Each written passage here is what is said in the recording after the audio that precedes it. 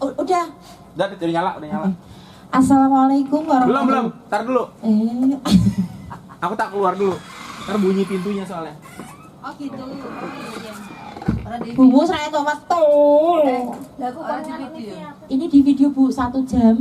Nanti di-upload. Harus di-upload. Itu aja. Rasa ke Pak Derajat terus ambang ngono ra wis. Siap dia. Ngapunten Bapak fasilitator. Salam dan bahagia. Aku ditunggu sapa iki?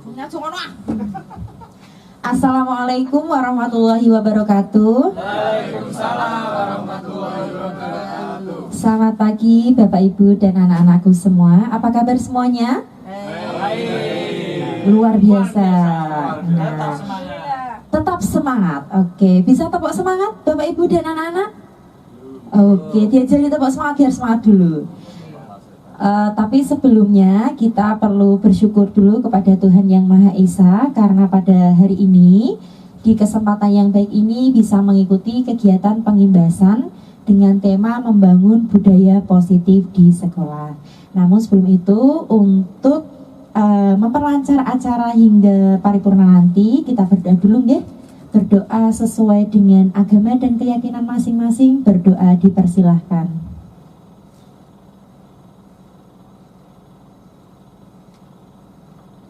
Selesai? Terima kasih. Oke. Tepuk semangat ya. Iya, diajari nanti yang semangat ya. Tepuk semangat. Ha. Ha. Monggo berdiri dulu karena pakai mic jadi agak susah. Yang keras ya. Iya, yang semangat. Tepuk semangat.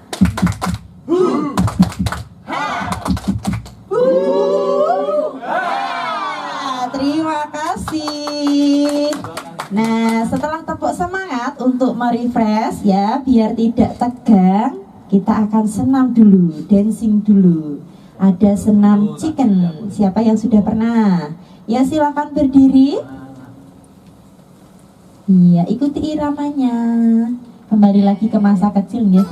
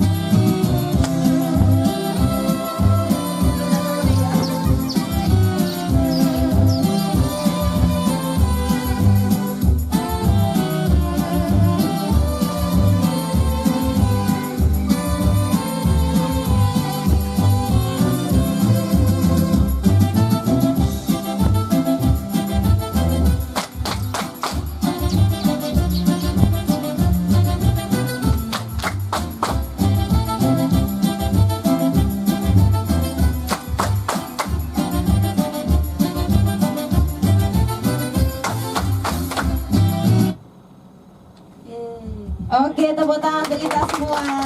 Terima kasih. Bagaimana, sudah kembali semangat ya? Sudah terrefresh. Nah, pada kesempatan kali ini Bu Wulan akan mengimbaskan materi membangun budaya positif di sekolah. Namun sebelum itu, Bu Wulan mau bertanya. Monggo silahkan nanti bisa menjawab. Yang pertama, apa pentingnya menciptakan suasana positif di lingkungan sekolah? Monggo Bapak Ibu, ada yang mau jawab atau anak-anak? Monggo Pak Dwi.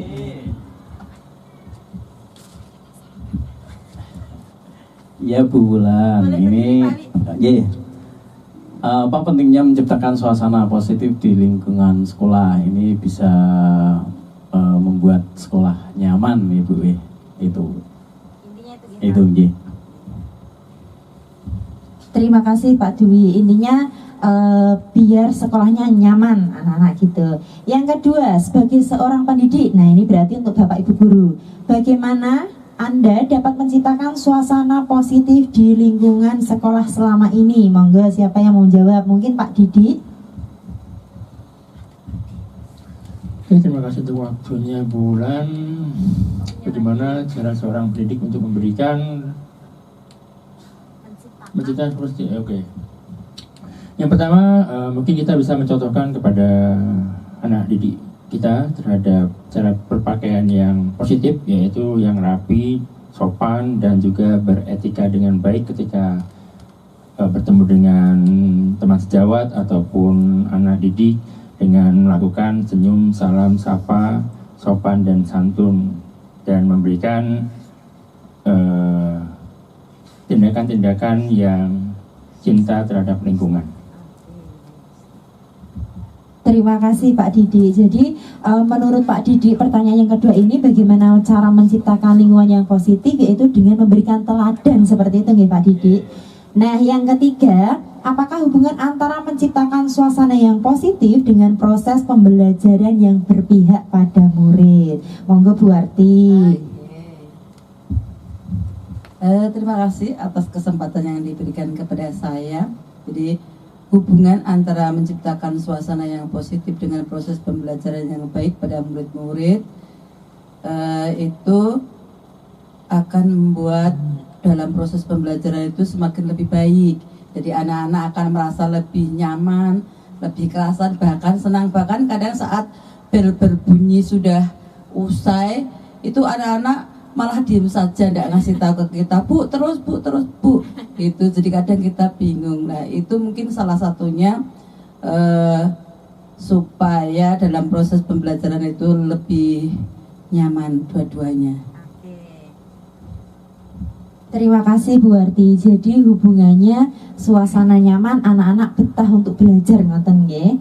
Nah, kita lihat ternyata lingkungan yang positif sangat diperlukan agar pembelajaran yang terjadi adalah pembelajaran yang berpihak pada murid. Sebagaimana tertuang dalam standar proses pada Standar Nasional Pendidikan pasal 12. 1. Pelaksanaan pembelajaran sebagaimana dimaksud dalam pasal 10 ayat 2 huruf B diselenggarakan dalam suasana belajar yang interaktif, kemudian yang inspiratif, menyenangkan, menantang, memotivasi peserta didik untuk berpartisipasi aktif, dan memberikan ruang yang cukup bagi prakarsa, kreativitas, kemandirian sesuai dengan bakat dan minat. Jadi itu hubungannya kenapa kita harus menciptakan lingkungan yang positif di sekolah. Nah, dalam menciptakan lingkungan yang positif di sekolah, atau kita mau membangun sebuah budaya positif di sekolah, hal-hal yang perlu diperhatikan yang pertama yaitu disiplin positif dan nilai-nilai kebajikan universal. Nah, tujuan dari disiplin positif ini adalah menanamkan motivasi pada murid untuk menjadi orang yang mereka inginkan dan menghargai diri sendiri. Ketika murid memiliki motivasi intrinsik atau dalam diri yang berdampak jangka panjang, motivasi ini tidak akan terpengaruh adanya hukuman atau hadiah. Nah, sekarang pertanyaannya untuk murid-murid ini. Coba, Zaki berangkat pagi sekolah itu alasannya kenapa? Baik, terima kasih Bulan atas waktu yang diberikan. Kalau saya berangkat pagi sekolah itu karena yang pertama, agar tidak terburu-buru di jalan. Dan yang kedua, agar sampai sekolah itu belum telat. Sama peraturan tata tertib kan harus jam 7 sudah sampai sekolah. Nah, saya berusaha jam 7 kurang 10 menit sudah ada di sekolah gitu. Terima kasih Zaki. Sekarang Mas Bagas, coba kalau Mas Bagas sendiri motivasinya berangkat ke sekolah pagi itu karena apa? Baik, terima kasih atas yang waktu diberikan dari Bulan. Motivasi saya untuk berangkat pagi ke sekolah yang pertama karena pribadi sendiri rumah saya jauh, jadi sehingga saya harus berangkat lebih pagi biar ya itu tadi seperti yang Zaki sampaikan, tidak terburu-buru di jalan karena panjang dan juga kalau berjaga-jaga ketika ada macet. Itu aja. Oke, terima kasih. Yang terakhir dari Mbak Galo. Jadi motivasinya berangkat pagi ke sekolah. Pernah telat nggak Mbak Galo? Oh, tidak pernah telat. Baik. Nah, ini motivasinya berangkat pagi karena apa? Coba ceritakan Mbak Galo. Terima kasih atas waktunya Bulan. Jadi saya berangkat pagi itu karena saya sendiri tuh jarang bawa motor kan. Diantar berarti? Iya, diantar mama. Sedangkan mama tuh telatnya itu jam 7 karena dinas di puskesmas. Jadi biar mama nggak buru-buru itu saya juga harus berangkat pagi kayak gitu. Berangkatnya jam berapa? Kadang setengah 7 sudah keluar dari rumah. Terima kasih. Terima kasih Mbak Galuh. Berarti motivasinya karena ikut mamah ya. Ya. Kalau misalkan nggak ikut mamah dimarahi berarti atau gimana? Enggak, kadang kalau berangkat bawa motor sendiri itu waktu misalkan ada kegiatan yang harus berangkat pagi, itu nanti bawa motor sendiri. Oh gitu. Iya. Jadi motivasinya karena ada mamah ya. Berarti ini motivasinya masih dari luar. Nah, yang diharapkan dari membangun budaya positif ini, anak-anak memiliki sikap disiplin positif yang melahirkan motivasi dalam diri sendiri. Seperti tadi Mas Zaki, karena tanggung jawab atau takut karena dihukum. Mas Zaki, oh enggak, bukan. Kalau Mas Bagi juga sudah bagus ya motivasinya, artinya karena sadar rumahnya jauh, dari rumah perjalanan takut macet, akhirnya ada kesadaran diri untuk berangkat pagi. Nah, itu sudah bagus. Artinya sudah ada motivasi intrinsik dalam diri. Nah, tujuan dari membangun budaya positif ini selain nanti tercipta suasana yang nyaman, pastinya diharapkan murid-murid juga memiliki motivasi dalam dirinya untuk berperilaku hal yang baik seperti itu. Nah, kita lihat makna disiplin. Disiplin berasal dari bahasa Latin, disiplina yang artinya belajar. Disiplin diri membuat orang menggali potensi untuk menuju sebuah tujuan apa yang dia hargai. Namun, dalam budaya kita, makna disiplin itu telah berubah menjadi sesuatu yang dilakukan pada orang lain untuk mendapatkan kepatuhan. Nah, kecenderungan umum adalah menghubungkan kata disiplin dengan ketidaknyamanan, bukan apa yang kita hargai atau pencapaian suatu tujuan yang mulia. Seperti contoh begini, Zaki, Bagas, Galuh berangkat sekolah pagi karena takut dihukum.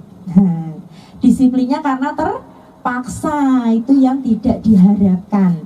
Jadi harapannya memang disiplin positif itu tumbuhnya dari dalam diri. Karena kalau motivasinya yang timbul dari dalam diri itu akan berdampak panjang. Apapun yang terjadi, walaupun itu ada peraturan, nanti dapat hukuman atau dan sebagainya, kalian tidak akan menghiraukan itu. Yang penting tanggung jawab saya sebagai pelajar adalah belajar, dan untuk menyiapkan kesiapan diri sebelum belajar harus berangkat pagi itu misalnya. Nah, menurut Ki Hajar Dewantoro, KHD itu Ki Hajar Dewantoro, menyatakan bahwa di mana ada kemerdekaan, disitulah harus ada disiplin yang kuat. Untuk mencapai kemerdekaan dalam konteks pendidikan kita saat ini, untuk menciptakan murid yang merdeka, syarat utamanya harus ada disiplin yang kuat. Disiplin sebagai bentuk kontrol diri, yaitu belajar untuk kontrol diri agar dapat mencapai tujuan yang mulia. Tujuan mulia ini mengacu pada nilai-nilai mulia yang dianut seseorang. Nilai tersebut adalah nilai kebajikan yang universal. Nah, nilai-nilai ini misalnya apa? Nilai kesopanan, nilai yang tanggung jawab, menghargai orang lain. Nah, itu. Kemudian, nilai kebajikan itu adalah sifat positif manusia yang merupakan tujuan mulia yang ingin dicapai setiap individu. Nah, kemudian nilai-nilai bersifat universal dan lintas bahasa, suku, bangsa, agama, maupun latar belakang. Jadi menurut William Glasser ini setiap perilaku memiliki tujuan. Jadi tidak ada orang melakukan sesuatu itu karena memang ya pengen pokoknya kita makan ya karena ada alasan lapar. Kita belajar supaya pintar misalkan seperti itu. Nah, dengan mengaitkan nilai kebajikan yang diyakini, maka motivasi dalam diri atau motivasi intrinsiknya ini akan terbangun, sehingga menggerakkan motivasi untuk mencapai tujuan nilai yang diinginkan. Nilai tujuan atau yang ingin dicapai di pendidikan kita adalah nilai profil pelajar Pancasila. Nah, siapa yang sudah tahu dimensi 6 profil pelajar Pancasila? Masih ingat? Apa saja? Siapa yang bisa? Yang pertama? Coba, kita ingat-ingat dengan menyanyi ya. Oke. Pelajar Pancasila, beriman dan bertakwa pada Tuhan yang Esa, dan berakhlak mulia, berkebinekaan global, gotong royong mandiri, kreatif dan bernalar. Oke, sip. Nah, untuk menghafalkan itu ya, yang pertama hafal, nanti dihayati dan diterapkan seperti itu. Kita lanjut. Nah, kita tadi sudah membahas motivasi ya. Yang diharapkan dari disiplin positif ini menumbuhkan motivasi dalam diri sehingga jangkanya panjang. Apapun yang terjadi tetap dilakukan seperti itu. Nah, teori motivasi ini menurut Diane Goosen ada 3 motivasi perilaku manusia. Yang pertama, menghindari ketidaknyamanan atau hukuman. Tadi contohnya yang misalkan berangkat pagi supaya tidak dihukum Bu Warti selaku STPKS misalkan. Nah, motivasi yang kedua untuk mendapatkan imbalan atau penghargaan dari orang lain. Misalnya, kalau berangkat pagi, wah supaya gebetannya melihat aku ki bocah rajin ya, misalnya seperti itu. Atau misalkan Zaki berangkat pagi supaya dapat uang tambahan saku dari mama karena nggak pernah telat misalkan. Jadi itu untuk mengharapkan imbalan. Motivasi yang ketiga untuk menjadi orang yang mereka inginkan dan menghargai diri sendiri. Ini yang diharapkan ya, motivasinya dari dalam diri. Harapannya seperti itu. Kemudian kita akan membedakan antara hukuman, konsekuensi, dan restitusi. Yang pertama, hukuman itu bersifat menyakitkan, harus terjadi. Contohnya apa? Ayo. Ada yang menjawab? Zaki? Contoh hukuman. Sudah. Oke, terima kasih Bulan atas waktu yang diberikan. Kalau hukuman, contohnya kalau yang saya lihat pagi-pagi, biasanya kalau rambutnya panjang itu dipotong, itu kan harus dipotong. Terus juga masalah kaos kaki pendek juga disita juga, gitu Bulan. Ya, contoh hukumannya. Oke, kalau Bu Warti mungkin yang sering di kelas ya, tidak seperti BK, pernah tidak melakukan hukuman kepada murid yang kurang disiplin misalnya kalau di kelas? Mungkin pernah ya, tapi tidak berupa hukuman yang menyakitkan. Jadi misalnya kaos kakinya pendek, saya suka mengingatkan, ayo itu kaos kakinya pendek, nanti tak sita sama kakinya loh ya, gitu kan. Ya Bu, besok nggak pendek lagi. Ya, paling sekedar mengingatkan begitu supaya besoknya anak tersebut tidak pakai kaos kaki pendek lagi. Kalau hukumannya sifatnya mungkin bagi anak tersebut juga menyakitkan mungkin. Cuman saya bikin sedikit agak lucu supaya mereka itu tidak semata-mata merasa tersakiti dengan peringatan yang kita berikan, seperti itu. Terima kasih Bu Warti, saya jadi takut nanti nek kakinya ikut disita. Nah, kalau konsekuensi itu suatu yang harus terjadi. Ini contohnya, monggo Pak Widodo bisa memberikan contoh konsekuensi. Ya, biasanya sudah ada di dalam tata tertib sekolah itu. Ketika ada pelanggaran tidak hadir berapa kali, maka orang tua akan dihubungi lalu dipanggil ke sekolah seperti itu, termasuk konsekuensi seperti itu. Terima kasih Pak Widodo, itu konsekuensi ya. Kalau hukuman itu kan pelanggarannya apa, hukumannya apa. Misalkan tidak membawa buku, lupa, dihukum 100 kali muteri lapangan. Ya, itu yang menyakitkan, itu yang namanya hukuman. Kalau konsekuensi seperti yang tadi Pak Widodo contohkan sudah benar. Jadi ketika peraturannya A, maka konsekuensinya B. Nah, misalnya begitu. Nah, kemudian restitusi, ini yang membedakan. Restitusi ini merupakan pilihan. Jadi anak-anak itu diberikan pilihan atau bisa mengupayakan pilihan. Misalkan Zaki sudah beberapa kali tidak mengerjakan tugas, bukan langsung dihukum, sekarang ngerjakan tugas mau tak nilai C. Nah, itu tidak boleh. Harapannya guru tidak melakukan hal tersebut sampai ngecem nilai. Yang diharapkan guru itu bisa melakukan restitusi, menanyakan alasannya kenapa begitu, karena nanti berhubungan dengan kebutuhan dasar manusia. Pasti anak-anak ketika datang ke sekolah ada masalah, ada kebutuhan yang belum terpenuhi. Nah, sifat yang paling menonjol dari ketiga ini, hukuman itu bersifatnya negatif. Artinya berdampak tidak baik bagi siswa atau murid karena itu sangat menyakiti. Kalau konsekuensi itu sifatnya netral. Kalau menumpahkan minuman di meja ya konsekuensinya harus ngelap biar mejanya tidak basah. Itu konsekuensi. Kalau restitusi ini sifatnya positif sehingga harapannya nanti Bapak Ibu bisa menerapkan yang namanya restitusi. Nah, sekarang ada pertanyaan, monggo dijawab. Tindakan guru ini anak-anak juga boleh menjawab ya. Kalau misalkan guru bertindak meminta siswa mencatat 100 kali dalam buku kalimat saya tidak akan terlambat lagi karena terlambat ke sekolah, itu termasuk hukuman atau konsekuensi? Hukuman. Oke, kita simpan jawabannya. Yang kedua, lari mengelilingi lapangan basket 2 kali karena terlambat hadir di sekolah, ini hukuman atau konsekuensi? Hukuman. Yang ketiga, murid diminta push up 15 kali karena tidak menggunakan masker. Hukuman. Yang selanjutnya, menggantikan kertas tugas teman yang telah dicoret-coret. Konsekuensi apa hukuman? Oke, kita kunci jawabannya. Kemudian, membersihkan tumpahan air di meja tulis karena tersenggol pada saat belajar. Konsekuensi. Kok pintar semua ya? Yang selanjutnya, murid disuruh untuk tidak mengenakan sepatu seharian. Nah ini, ini nek karo buarti disita sikile gitu. Karena tidak mengenakan sepatu hitam, karena peraturannya harus hitam. Kira-kira ini termasuk hukuman atau konsekuensi? Hukuman atau konsekuensi? Ada yang jawab hukuman, ada yang jawab konsekuensi. Nanti kita lihat jawabannya. Yang terakhir, lari mengelilingi lapangan basket 2 kali karena terlambat 10 menit untuk pelajaran PJOK. Kira-kira hukuman atau konsekuensi?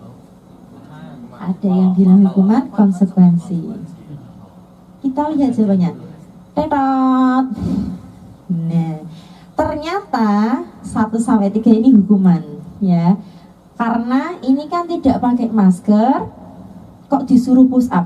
Jadi pelanggarannya apa, disuruh apa, beda jauh, itu hukuman.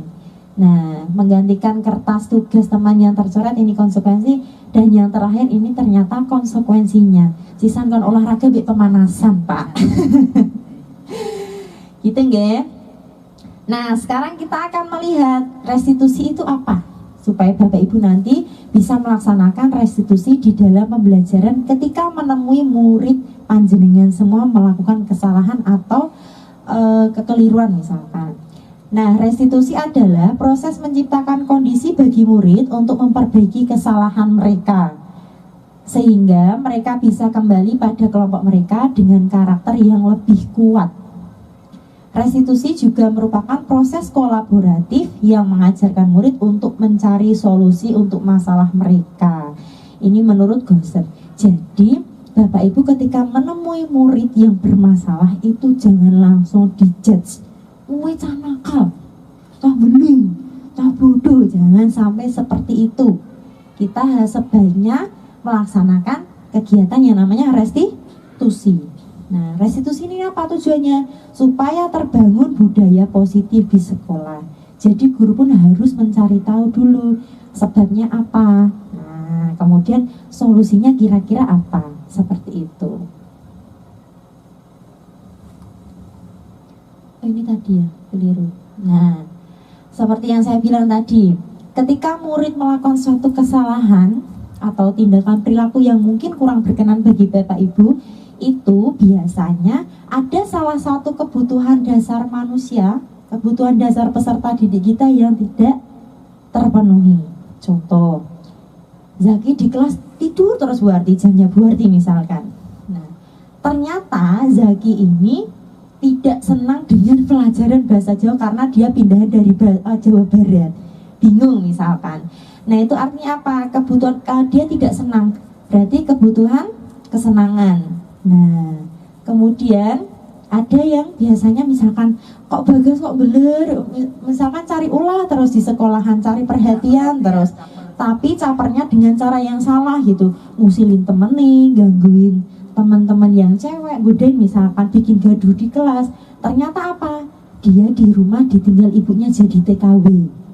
Nah, ternyata kebutuhan dasarnya kasih sayang dan rasa diterima yang tidak terpenuhi. Jadi Bapak Ibu ketika ada siswa yang melakukan kesalahan, jangan langsung di Bagas ki cah usil banget ti koncone diane. Jangan seperti itu, tapi ditanya, Mas Bagas, kenapa kok berperilaku seperti itu? Wah, ternyata nanti cerita, ibuku jadi TKW, Bu, ora nasi kursi aku. Nah, oh ternyata kebutuhan dasarnya ada yang tidak terpenuhi. Nah, itu merupakan salah satu tindakan restitusi yang kita lakukan sebagai guru. Akhirnya apa? Nanti suasana kelasnya menjadi nyaman, anak-anak nyaman belajar di sekolah. Seperti itu. Nah, untuk membangun budaya positif di sekolah, salah satunya juga dengan upaya membuat keyakinan kelas. Nanti kita akan praktek ya. Nah, kenapa keyakinan kelas tidak peraturan? Coba. Yang pertama, kenapa kita memiliki peraturan harus menggunakan helm bila mengendarai kendaraan roda 2? Kenapa Pak Didi? Harus pakai helm Pak Didi? Harus. Biar apa Pak Didi? Nilai apa yang diyakini Pak Didi kok dadak gue helm? Keselamatan. Oh, keselamatan, bagus. Berarti kalau ke warung sebelah rumah naik motor pakai helm Pak Didi? Kalau kita mau naik motor ya pakai helm. Oh, pakai helm. Kalau enggak? Kalau enggak jalan kaki. Oh, jalan kaki aja. Oke. Jadi ada nilai tadi ya yang kita bahas di awal. Jadi ada keyakinan tentang nilai-nilai yang kita pahami bahwa di situ ada nilai keselamatan. Jadi kita harus pakai helm. Nah, sama yang kedua harus pakai masker waktu Covid. Siapa yang kemarin Covid berani nggak pakai masker keluar ruangan? Pada takut kan? Karena kita meyakini ada nilai yang keselamatan untuk diri kita. Nah, harapannya itu muncul kan motivasi intrinsiknya. Jadi tanpa harus ditulis pun sudah dilaksanakan.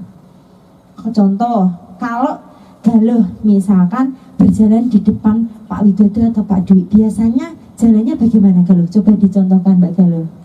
Ini Pak Dwi-nya ya, Mas Bagas berdiri. Oh iya, berdiri aja.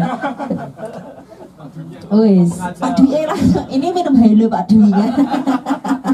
Oh, ini bullying ini saya malah. Nah, biasanya Galuh kalau jalan di depan guru seperti apa? Coba dipraktekkan. Oke, oh iya. Ternyata Tapi gak ada galau-galau yang lain. biasanya saling.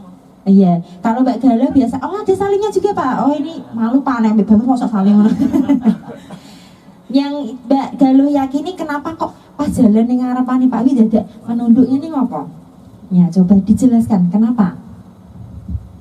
Menurut Mbak Galuh kenapa harus begitu? Kan kayak menghargai yang lebih tua, sopan, santun gitu. Oke, tepuk tangan. Kata tua. Baik, iya. Berarti ada nilai-nilai yang diyakini Mbak Galuh. Nilai-nilai apa? Nilai kesopanan. Oh, kalau nilai kesopanan yang saya ketahui dan saya yakini ketika berjalan di depan orang yang lebih tua, hari ini Pak Wiro tua, harus agak menunduk. Nah, itu padahal di peraturan ada enggak tulisannya menunduk saat berjalan di depan Bapak Ibu guru?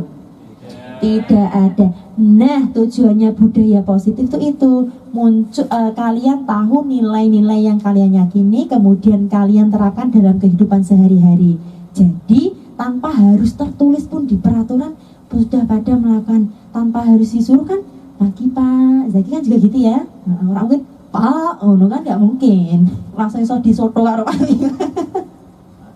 Nggak ya Pak Wi ya. Langsung di konseling ya Pak maksudnya. Nah itu konseling sudah merupakan restitusi. Ini tadi jadi harapannya muncul motivasi intrinsiknya. Nah bagaimana tahapan dalam membuat keyakinan kelas? Kita akan belajar. Yang pertama harus ada apa dulu? Kita contoh kesepakatan bawa bolpen Bapak Ibu.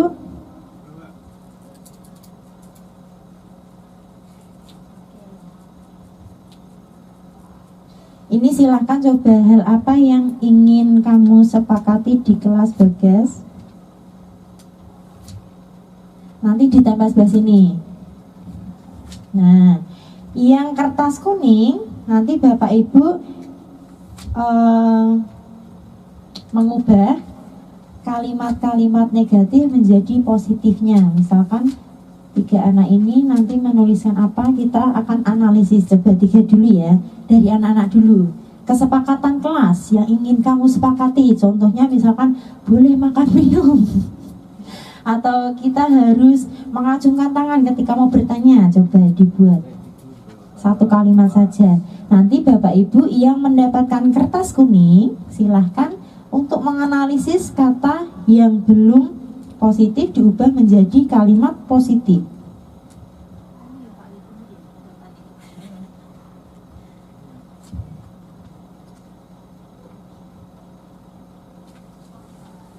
Ya sudah, boleh ditempel.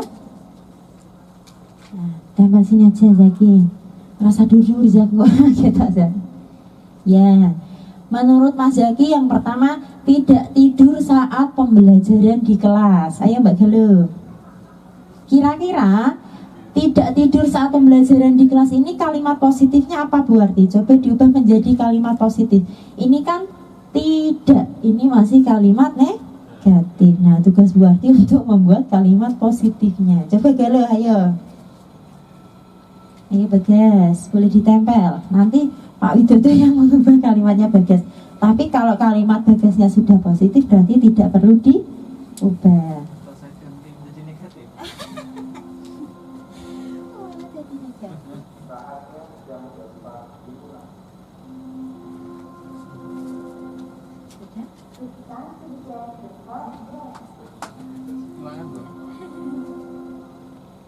Pakai hati Bagas, jadinya tuh nunggu dulu. Oke, kalau Mas Bagas pengennya tidak mengerjakan tugas terlambat atau telat. Nah, ini masih negatif. Artinya harus diubah dulu ke kalimat positif. Ini tugasnya Pak Widodo. Coba. Nah, sekarang dari Galuh. Tidak boleh bermain game saat pembelajaran berlangsung. Kira-kira ini masih negatif atau sudah positif Bapak Ibu? Masih negatif. Nah, berarti ini tugasnya Pak Didik. Coba diubah menjadi kalimat positif. Tidak bermain game saat pembelajaran. Nanti silahkan ditempel di bawahnya. Yang dibenahi menjadi kalimat positif. Nah, perlu diketahui Bapak Ibu, ketika membuat keyakinan di kelas ini perlu ada kesepakatan antara guru dan murid. Jadi, kalau murid harus datang tepat waktu, ya harusnya guru juga datang tepat waktu. Kalau misalkan ada prepare waktu, misalkan Bu Guru atau Bapak Guru diberi kesempatan untuk berjalan menuju ke sini, rentangnya 5 menit, ya jangan sampai 10 menit karena sudah disepakati bersama. Sama seperti anak-anak, misalkan jam 10 pembelajarannya Pak Didik.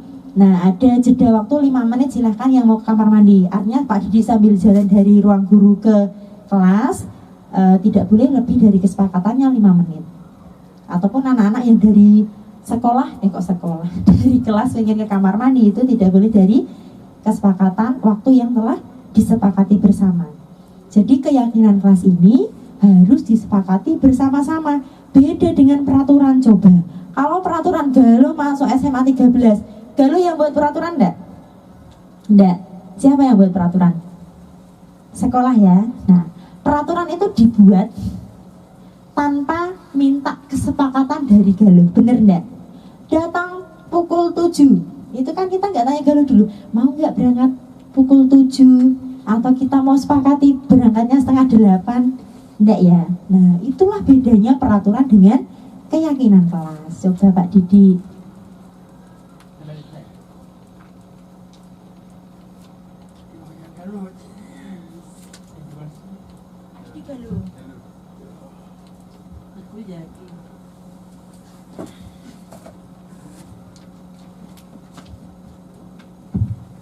Nah, ini yang sudah diubah ke kalimat yang positif. Tidak tidur saat di kelas, saat pembelajaran. Nah, jika ingin mengikuti pelajaran, hendaknya memperhatikan dengan apa nih Bu?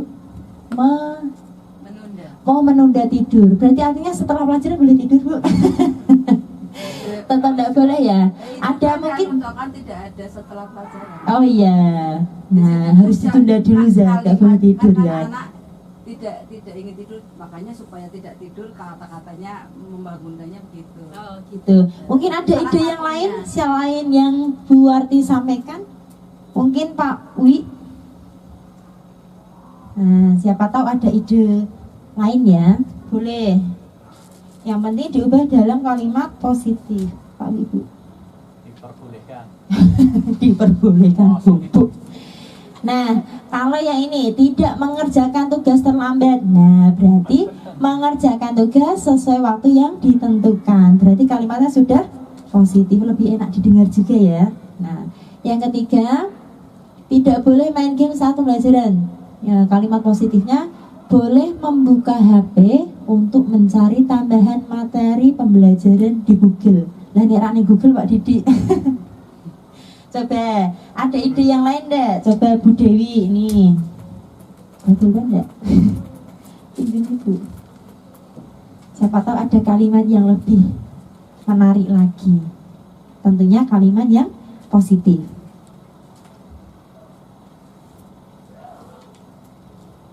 Terus mungkin ada, kalau anak-anak di kelas ada enggak kesepakatan dengan guru dan temannya memanggil nama asli? Itu nilai kesopanan ya. Jadi tidak memanggil nama orang tua, ya kan? Itu biasanya harus sepakati biar teman-teman manggilnya dengan nama yang baik, gitu. Nah, mungkin sambil menunggu kita akan melihat. Oh, nggak ada ya, nggak tak cantumkan. Nah, ini untuk mendukung motivasi intrinsik yang dari dalam diri, kembali ke nilai-nilai atau keyakinan yang lebih menggerakkan seseorang dibandingkan mengikuti serangkaian peraturan. Harapannya dari keyakinan kelas ini, anak-anak sudah punya tanggung jawab untuk melaksanakannya tanpa harus disuruh-suruh. Seperti tadi yang secara spontan galuh, dari kecil diajari kalau nilai kesopanan ya lewat di depan guru ya harus menunduk gitu ya. Monggo Pak Wi, ayo ditempelin Pak Wi. Melewati jalur tangan banyak. Melewati jalur Gaza Pak Wi. Yang satu gugur. Nah, di sampingnya aja. Nah, ide lain. Nah, karena diharapkan dapat menahan kantuk selama pelajaran. Oke. Atau jika ingin mengikuti pelajaran hendaknya memperhatikan. Berarti bisa jadi mengikuti kegiatan pembelajaran dengan sungguh-sungguh. Artinya kalau sungguh-sungguh ya pokoknya ngantuk, orang ngantuk, pokoknya standby harus fokus pada Bapak Ibu guru, gitu ya. Monggo Bu Dewi. Yang selanjutnya sini boleh. Diharapkan untuk menyimpan handphone ketika guru menjelaskan di depan kelas. Nah, ini boleh mencari tambahan buka HP kalau ada diminta guru ya. Berarti bahasanya selain itu apa yang bisa mungkin yang lebih enak gitu? Ada ide enggak? Menggunakan HP ketika diperbolehkan, atau ketika dibutuhkan, atau ketika diizinkan, gitu. Sampai sini jelas untuk keyakinan kelas? Jelas ya. Sekarang kita akan melihat berikutnya apa ya yang perlu diperhatikan dalam membangun budaya positif di sekolah. Nah, ternyata ada 5 posisi kontrol. Ini siapa yang biasanya mengontrol? Bapak Ibu guru atau anak-anak? Oh, Bapak Ibu guru. Nah, kita akan lihat 5 posisi kontrol. Ada yang namanya penghukum. Ini yang sukanya memberi hukuman. Ada yang namanya posisi pembuat rasa bersalah. Ada posisi teman, ada pemantau, dan ada manajer. Nah, kita akan bahas kira-kira kita pernah enggak ya di posisi penghukum. Ini pengakuan dosa untuk Bapak Ibu guru. Nah, ketika di posisi penghukum, apa yang Bapak Ibu guru perbuat? Ternyata menghardik, menyindir. kemudian menunjuk-nunjuk, kowe lho guys, itu menghukum. Nah berarti menghukum. Iki lah ya guys, ono kok ora iso ngono ya. Itu penghukum. Kira-kira boleh enggak Bapak Ibu? Mestinya enggak boleh. Artinya kalau mestinya enggak boleh, mulai dari sekarang Bapak Ibu jangan berada di posisi penghukum. Karena apa? Nanti dampaknya muridnya sama saja akan mengulangi kesalahan. Halah paling dunek ibu guru ini misalkan. Jadi nyepeleke. Kita lihat di posisi berikutnya, pembuat rasa bersalah. Kira-kira gurunya berbuat apa? Nah, gurunya berbuat menceramah. Jadi ceramah A sampai Z, itu membuat rasa bersalah. Kemudian contoh perkataannya apa? Kamu itu loh seharusnya sudah tahu. Ibu lelah sekali. Wes angel tak kandani, ya Allah abdudeng, misalkan ya. Itu nanti anaknya, ya Allah kok gitu banget sih. Ini dampaknya juga tidak bagus Bapak Ibu. Ternyata membuat murid kita merasa rendah diri. Rendah diri itu bagus nggak? Tidak. Yang baik apa? Rendah hati. Beda ya, dibedakan. Kemudian di posisi yang ketiga sebagai teman. Nah ini sebagai teman itu guru berbuat apa? Membuat alasan untuk muridnya. Ini contoh perkataannya apa? Masa kamu tidak mau, kan ibu pernah bantu kamu, masa ora gelem toh gentenan bulan diwangin. Nah itu kayaknya jadi teman, udah nggak nunjuk-nunjuk, nggak marah-marah, nggak menghukum, tapi itu juga dampaknya kurang baik Bapak Ibu. Ternyata kalau kita memposisikan diri kita sebagai teman, itu murid kita nanti akan lemah, tidak mandiri, bergantung. Ya aku ngewe bulan biar adikku meneh, biar anu. Nah, misalnya gitu. Jadi tergantung dengan kita muridnya. Nah, di posisi yang keempat ini pemantau. Kok John pantau ya? Mantaunya pakai kamera ndak ini. Nah, ketika Bapak Ibu guru di posisi pemantau, guru berbuat menghitung dan mengukur. Nah, perkataannya biasanya apa? Bagas, kamu kok terlambat, kamu tahu enggak aturannya apa? Nah, jadi mantau menjelaskan aturannya apa, konsekuensinya apa, itu pemantau. Nah, ini juga dampaknya pada murid menitikberatkan pada sanksi, ya kan? Nanti jatuhnya peraturannya apa? Biasanya nanti kamu akan dapat sanksi apa? Dilihat lagi di peraturan sekolah. Nah, itu pemantau. Posisi yang kelima itu manajer Bapak Ibu. Kayak ini perusahaan-perusahaan ya, manajer. Nah, di posisi manajer ini, guru yang diperbuat apa? Mengajukan pertanyaan-pertanyaan. Contohnya, Bagas, kamu kok terlambat? Kamu tuh yang kamu yakini apa ketika kamu terlambat? Nilai keyakinan apa yang kamu yakini harusnya? Misalkan gitu. Oh, tanggung jawab Bu. Nah, diberi pertanyaan-pertanyaan. Ini dampaknya apa? Mengevaluasi bagaimana cara memperbaiki diri. Nah, kita lihat bukan tahapannya belum. Jadi, dari kelima posisi ini kira-kira yang paling ideal untuk Bapak Ibu guru laksanakan dalam membangun budaya positif rakyat ya. Itu apa? Penghukum, pembuat rasa bermasalah, teman, pemantau atau manajer? Nah, manajer ternyata yang paling bagus. Kira-kira Bapak Ibu mau tidak mencoba menerapkan posisi kontrol kita sebagai seorang manajer? Mau ya? Mau berupaya ya? Belajar sedikit demi sedikit. Kalau kita sudah terbiasa, maka kita akan bisa menerapkan posisi diri kita sebagai seorang manajer. Nah, kalau di posisi manajer, apa yang bisa kita lakukan? Nah, ternyata kita harus melakukan segitiga restitusi. Segitiga restitusi ini ada 3 tahapan. Yang pertama, sebelah berarti kanan ya. Kanan Bapak Ibu yaitu menanyakan, yang paling bawah dulu nih. Menstabilkan identitas. Nah, menstabilkan identitas ini biasanya Bapak Ibu guru tidak langsung menjudgment ketika murid melakukan kesalahan, pasti akan berkata,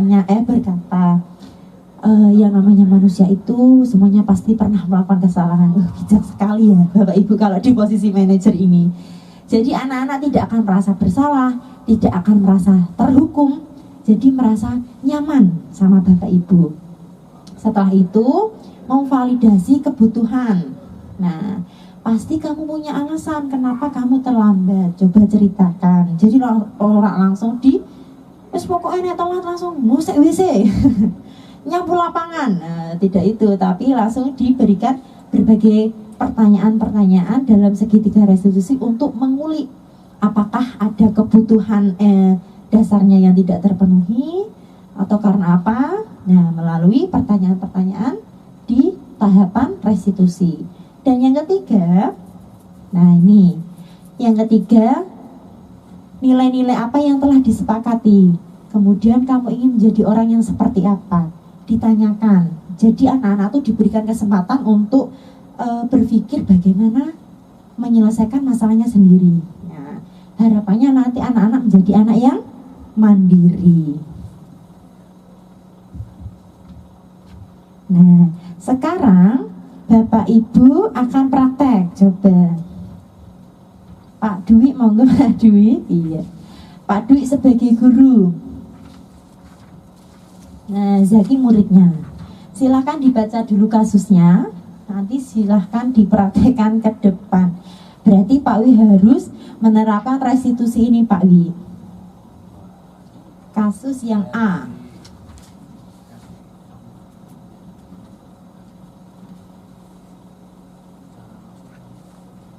Jadi biar ada gambaran bagaimana cara menerapkan restitusi.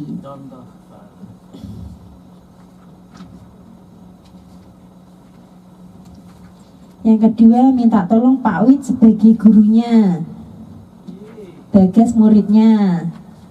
Oke, silakan dipahami dulu kasusnya. Nanti improvisasi ngomongnya apa sesuai dengan kasus yang dihadapi.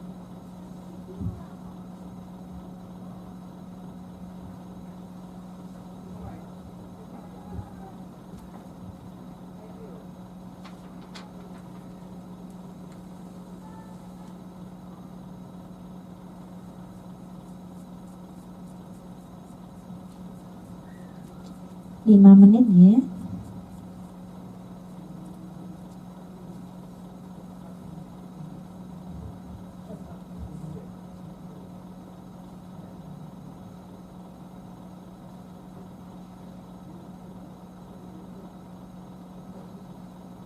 Monggo Pak Dwi atau Pak Wid dulu yang maju. Oh, belum selesai ya.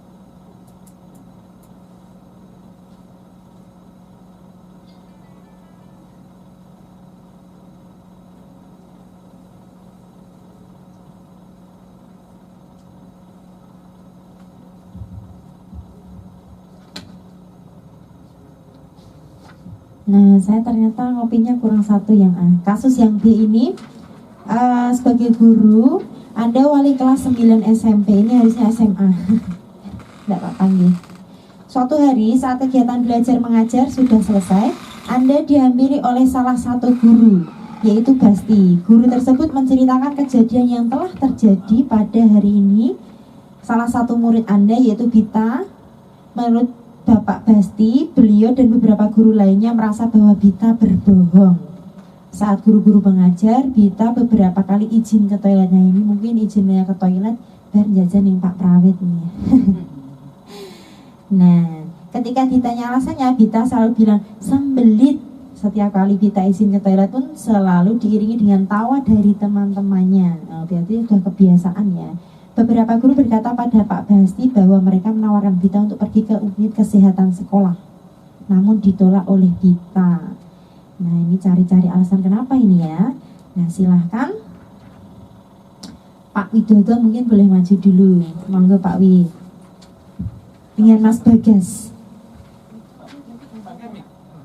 Pakai mic aja Pak, biar terekam suaranya.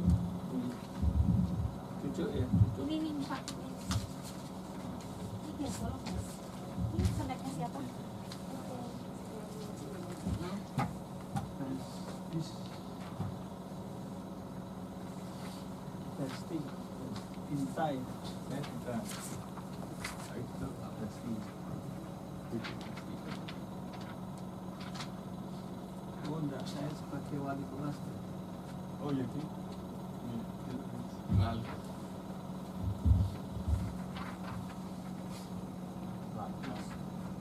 Oh, ya, namanya saja ya yang Ya. Ilham gitu aja. Panggilnya sama? Bagas. Bagas ya. Baik, terima kasih ya. Bisa langsung. Langsung Pak. Ya. Selamat siang Bagas. Tidak apa-apa Pak Wi aja, karena institusinya yang penting Pak Wi. Ya, ini sengaja saya minta untuk hadir di ruangan ini. Kita berdua saja ya. Kita mau mengobrolkan. Ini saya mendengar dari teman-teman dan juga Bapak Ibu guru kalau Mas Bagas tuh sering kali keluar kelas minta izin ke kamar kecil gitu. Apa betul? Benar, Pak. Betul ya. Jadi berulang kali dilakukan dan itu hampir di semua mata pelajaran begitu. Ya. Betul ya. Betul. Kemudian tentunya yang dilakukan itu apakah memang betul ya seperti itu. Jadi apakah itu sebagai tindakan yang dapat dibenarkan gitu? Tidak. Karena pada awalnya saya cuma cerita sama teman-teman untuk membuat sedikit tantangan seperti itu. Tantangan untuk izin ke toilet setiap jam pelajaran di hari itu. Nah, dan saya melakukan itu terus-menerus dan saya mencari-cari alasan terus. Jadi kalau saya ditanyain mau ke UKS apa enggak, saya enggak alasannya karena masih baik-baik saja. Itu aja. Ya, berarti memang yang dilakukan itu ada alasannya ya. Dan Mas Bagas menyadari bahwa itu sebenarnya keliru ya. Ya, saya pikir karena Pak Wito juga pernah jadi murid ya. Mungkin sama juga pernah melakukan kekeliruan yang mungkin berbeda dengan yang Mas Bagas lakukan. Nah, kalau ada alasannya kemudian di dalam kelas kita sebenarnya ada tidak keyakinan kelas kita yang kita sepakati bersama terkait dengan apa yang Mas Bagas lakukan? Ada. Keyakinan kelas yang pertama yaitu selalu bersikap positif. Yang kedua, selalu senantiasa menjadi yang terbaik. Yang ketiga, percaya dan menghormati orang lain serta barang miliknya. Dan yang terakhir yaitu senantiasa membantu. Nah, untuk kan ada 4 ya keyakinan kelas kita. Apakah yang ada yang dilakukan Mas Bagas itu di antara 4 ini apa yang paling tidak sesuai? Gitu? Yang pertama dan yang ketiga itu bersikap positif dan percaya dan menghormati orang lain dan barang miliknya. Jadi Mas Bagas sudah mengetahui yang seperti itu ya, bahwa hal-hal yang tidak baik yang dilakukan itu dengan alasan demikian. Nah, kemudian apakah menurut Mas Bagas ada upaya supaya proses ini menjadi baik gitu, artinya tidak berterusan gitu? Apa yang bisa kita lakukan? Tentunya untuk mengajak dan mengingatkan teman-teman yang lain agar tetap menghormati di saat ada guru atau teman yang sedang berbicara di depan kelas. Tadi kan problemnya di Mas Bagas ya, ya problemnya seperti itu. Jadi keinginan perubahan apa? Jadi semacam apa yang nilai yang diyakini oleh Mas Bagas sebagai hal yang diyakini betul sebagai suatu hal yang benar gitu, terkait dengan yang problem yang dihadapi ini? Nah, yang pertama yang tadi untuk selalu menghargai guru yang berbicara, yang kedua untuk selalu menjaga tingkah laku agar tidak seenaknya sendiri ketika di kelas, seperti yang saya lakukan kemarin, yaitu izin ke kamar mandi terus menerus. Nah, bisakah kita melakukan perbaikan situasi ini dalam waktu yang terdekat itu? Kapan kita bisa lakukan bahwa mungkin apakah Mas Bagas akan tetap izin gitu ketika kamar mandi?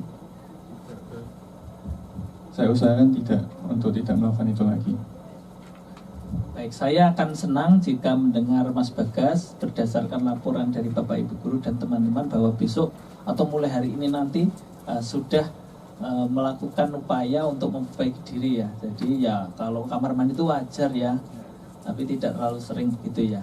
Baik, komitmen Mas Bagas saya pegang, kita akan ketemu, saya akan tagih ya.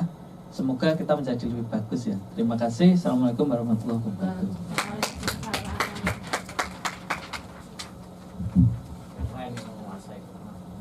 Terima kasih Pak Widodo untuk yang kasus yang B. Sekarang ke kasus yang A, monggo Pak Dwi.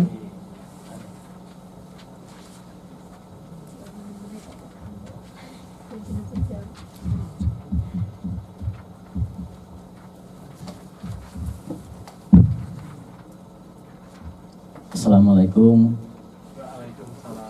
Ali ya ini ya. Ya ini Ali. Selamat pagi Ali. Selamat pagi Pak Di. Oke. Kamu paham nggak saya panggil ke sini? Kurang paham ya. Kemarin kamu pernah bilang apa sama si Amira? Kemarin sebelum waktu istirahat kan memang dibagikan untuk hasil pengerjaan ulangan. Nah kemudian pada saat itu saya melihat Amira itu sedang memperhatikan kertas hasil ulangannya dengan serius. Terus saya menghampirinya, waktu saya tahu nilainya Amira cuma 60, nah saya agak menyindir gitu Bapak. Kok apa belajarmu kurang lah gitu-gitu. Nyindir-nyindir sedikit gitu Pak. Kenapa itu kok kamu lakukan? Mungkin karena saya awalnya itu karena bangga Bapak dengan nilai saya yang 90, terus melihat nilainya Amira itu kok 60 gitu Bapak. Awalnya itu rasa bangga. Iya. Awalnya mempunyai rasa kebanggaan pada diri kamu sendiri gitu ya. Terus menurut kamu kira-kira itu baik nggak untuk misalkan nanti yang terjadi sebaliknya, kira-kira bagaimana? Menurut saya tentunya tidak baik, karena saat itu saya langsung menyadari karena ekspresi dari Amira itu langsung sedih dan nangis. Akhirnya saya langsung keluar kelas Bapak. Terus saya merasa bersalah telah mengucapkan hal itu kepada Amira yang membuat dia tidak nyaman terhadap ucapan-ucapan saya. Oh begitu. Selanjutnya ini ada nggak keyakinan kelasmu ini yang berkaitan dengan apa yang kamu lakukan pada si Amira? Ada Bapak, untuk keyakinan kelas saya sendiri ada 4. Yang pertama, setiap anggota kelas perlu belajar. Yang kedua, perlu merasa senang. Yang ketiga, merasa saling menghargai. Dan yang keempat, merasa aman. Gitu Bapak. Nah, yang paling berkaitan dengan permasalahanmu ini, di antara keyakinan kelasmu ini yang kamu pahami tadi, yang mana yang paling mendekati ini? Yang paling mendekati menurut saya itu yang poin nomor 3 Pak, karena setiap anggota kelas perlu saling adanya menghargai. Nah, di sini saya kurang menghargai apa yang telah dicapai oleh teman saya. Jadi mungkin itu menyinggung hati teman saya yang menyebabkan saya juga merasa bersalah gitu Bapak. Oke, berarti kamu sudah menyadari ya ini sebuah kesalahan. Terus apa yang kamu lakukan? Yang pertama pasti saya mengajak rekan kelas untuk kembali mengulas peraturan atau keyakinan kelas yang sudah dibuat. Terus untuk diri saya sendiri yang pertama-tama dan yang utama pastinya sebelum ngomong atau sebelum berucap kepada orang lain harusnya dipikir dulu, tidak asal berucap tanpa memikirkan apa resiko-resiko yang diucapkan. Mungkin ada yang tersinggung, mungkin ada yang tidak nyaman, atau mungkin ada yang merasa disepelekan atau bagaimana. Nah, itu harus dipikirkan matang-matang dulu sebelum berucap. Begitu Bapak. Oke, ini untuk kamu ya, untuk kamu sendiri, kamu sudah menyadari dan ada upaya untuk keyakinan kelasnya ini. Untuk selanjutnya, ini untuk Amiranya sendiri, apa tindakan yang perlu kamu lakukan terhadap Amira? Untuk terhadap Amira, tentunya saya pertama harus meminta maaf pada Amira karena mungkin perkataan saya telah tersinggung atau menyinggung hati dari Amira itu karena sedikit menyindir Amira terhadap nilai ulangannya, gitu Bapak. Terus juga janji untuk tidak mengulanginya lagi. Gitu. Oke, kita sudah tahu ya berarti ya kesepakatan kamu, dan ini saya tunggu dan saya pantau terus, siap dijalankan ya. Berarti kita sudah ada kesepakatan. Itu ya. Terima kasih Syaki, waktunya dipersilakan untuk kembali ke kelas. Terima kasih Pak Dwi dan Mas Zaki yang sudah mencoba untuk mempraktekkan yang namanya segitiga restitusi yang tadi juga Pak Widodo dengan Mas Bagas. Nah, terakhir nih sebelum ditutup ya Mbak Galuh ya, menurut Mbak Galuh ketika melihat simulasi apa yang dilakukan oleh Pak Dwi dengan Zaki, Pak Wi dengan Bagas, Galuh melihat posisi murid menjadi seperti apa ketika Bapak Ibu guru ada siswa yang bermasalah, cara penyelesaiannya dengan restitusi. Monggo Galuh di sini coba disampaikan kira-kira hal positif apa yang Galuh peroleh dari simulasi tadi.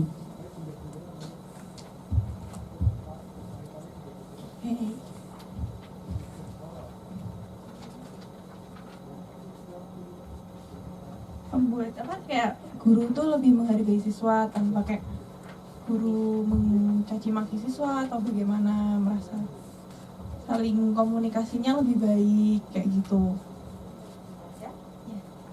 Terima kasih Ya, terima kasih Mbak Galuh. Jadi ketika Bapak Ibu guru melaksanakan restitusi itu siswa lebih dihargai ya, lebih dihargai, kemudian membantu siswa untuk berpikir kritis mencari solusi seperti itu. Nah, Bapak Ibu, ternyata sudah selesai kegiatan pada kesempatan siang ini. Nah, saya ucapkan terima kasih atas waktunya. Semoga apa yang kita dapatkan pada kesempatan ini bisa diterapkan. Wabillahi taufiq wal hidayah. Wassalamualaikum warahmatullahi wabarakatuh.